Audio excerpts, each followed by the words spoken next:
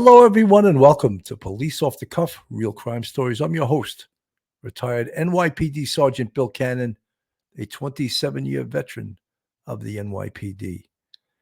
You know, folks, as we follow this Rex Human case, it is one of those cases, one of those stories that comes around maybe every 50, every 100 years, and thank God, because we are after all, talking about a serial killer. But from a police perspective, and of course, which we pride ourselves in being true crime from a police perspective, the most important players in this case are the investigators, are the police detectives. Ray Tierney, the district attorney's office investigators, because what this case ultimately is about, it's about the evidence. What's going to nail this 6'6" 300-pound serial killer is not profilers talking about serial killers. It's not going to be TV pundits talking about this case and how far it's gone back and where the bodies were dumped and all of those things. It's not attorneys, self-serving attorneys, or representing clients on the periphery of this case. What this case is about is this man here on the screen. Ray Tierney discusses the planning document evidence. That was the document that people are calling basically Rex Human's manifesto. And that is one of the most powerful pieces of evidence I have ever seen in my police career. And because it's backed up by other evidence, that is considered a document, of course, documentary evidence. This serial killer, this monster on the screen, Rex Human, documented much of the heinous acts that he took part in. And as a piece of evidence, that is just incredible.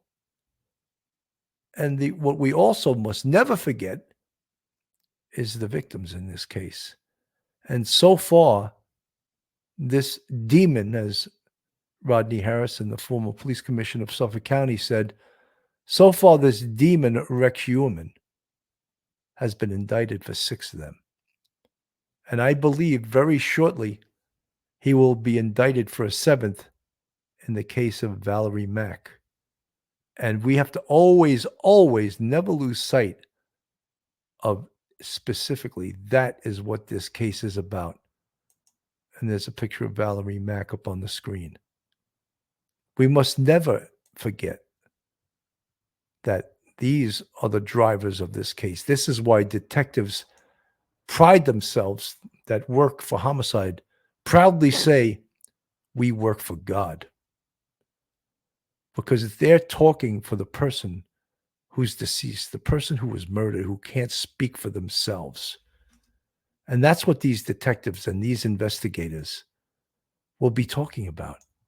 And let's not allow extraneous bullshit in this case to muddy the waters. Let's make sure we get this guy convicted, all right? And then the Johnny Rays and the Robert Macedonios and the Zeph Matevs, all of these attorneys that are presenting their extraneous information, that's what I'll call it. So let's not allow them to muddy the waters of this case, because this case is about those victims we spoke about. And it's about securing a conviction for one of the worst serial killers in the history of this country. And the first 4 we must remember is the ones known as the Gilgo 4. Maureen Brainerd Barnes, Melissa Bartolome, Megan Waterman, and Amber Costello.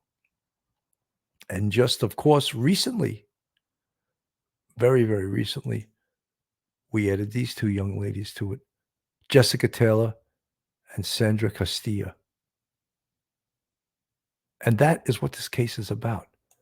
And this case is about the evidence, because the evidence is what's going to put this demon in prison for the rest of his life. And I think we should almost wish and I know there's many anti-death penalty people here.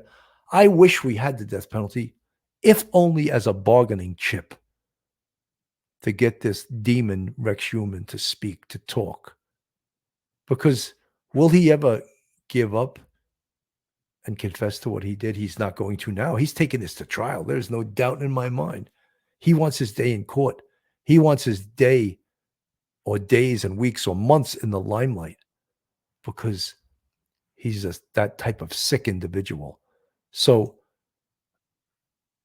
it's our job to push these investigators who have done an outstanding job. Ever since this Gilgo Beach Task Force was formed, I'm proud of the work they're doing, and I'm not even involved in it.